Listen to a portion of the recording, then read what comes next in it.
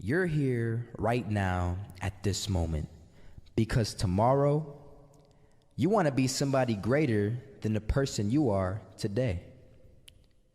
You see yourself succeeding, you have a vision, you have a dream. Congratulations. You're already 10 steps ahead of 95% of the world. Imagine if Michael Jordan was scared of missing.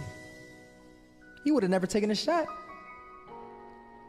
Imagine if Steve Jobs was afraid of people not liking his product. There would be no iPhone. So ask yourself this: do you want to be a person who fears failure, or do you want to be a person who loves success? Which one? Because you're going to have to pick today. And I'll tell you one thing: one is a failure and one is a success.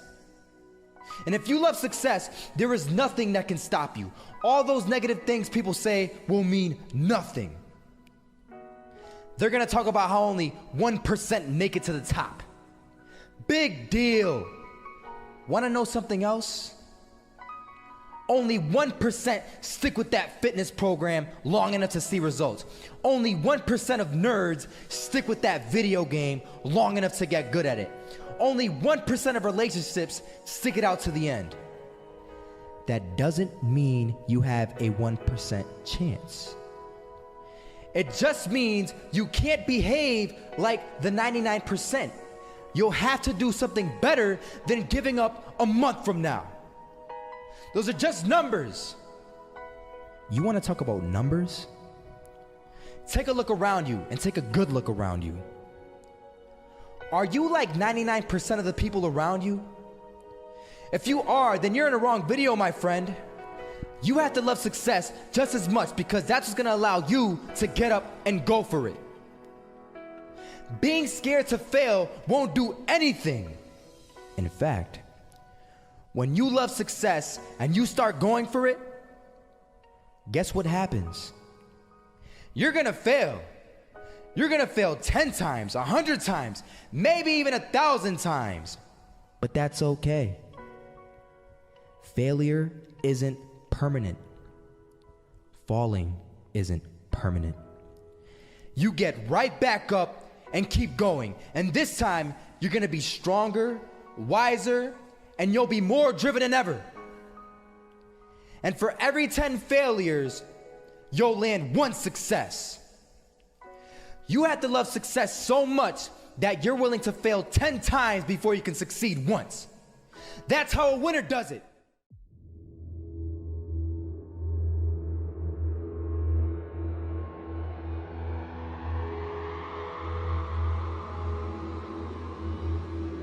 First half, I'm not gonna lie. They had us. We weren't defeated, but they had us. But it took guts, it took an attitude. That's all it takes. That's all it takes to be successful is an attitude. And that's what our coach told us. He said, hey, it's gonna be tough. It's gonna be hard. You're gonna go out there, you're gonna battle, you're gonna fight, you're gonna do it for one, you're gonna do it for one another. Do it for each other, you're gonna do it for yourself, you're gonna do it for us, and you're gonna go out with this win. And we believe that, we truly did.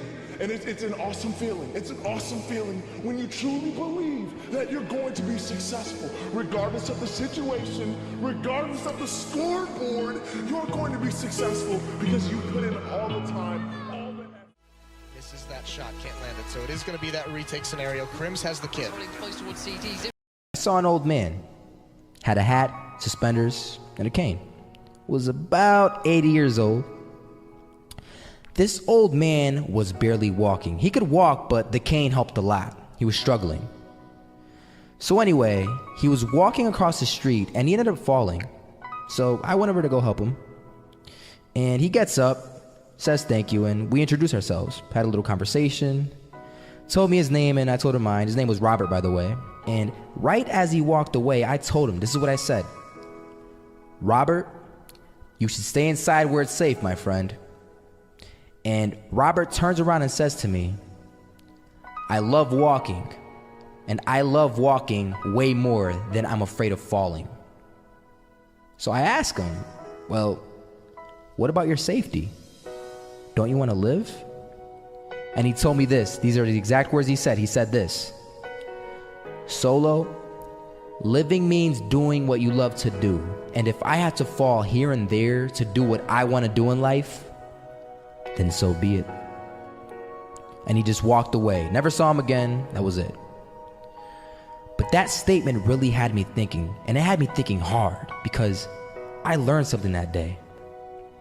That's when I realized the true key to success.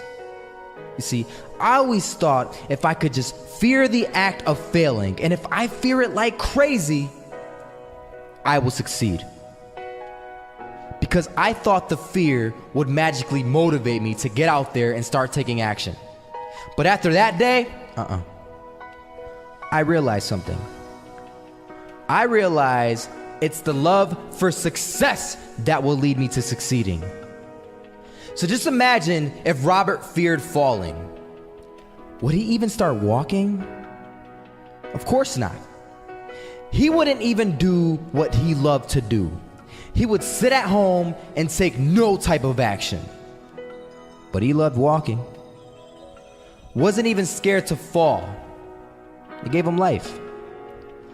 That's what allowed him to get up and do it. He loved walking so much, he was willing to fall 10 times a day just to do it.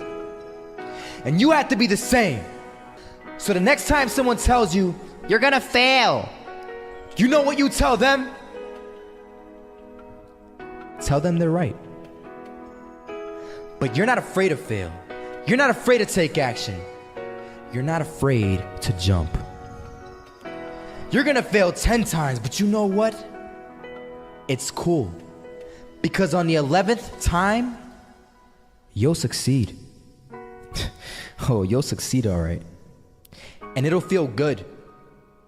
And while you're over here living the life of your dreams and complete happiness, guess where they're gonna be? That's right.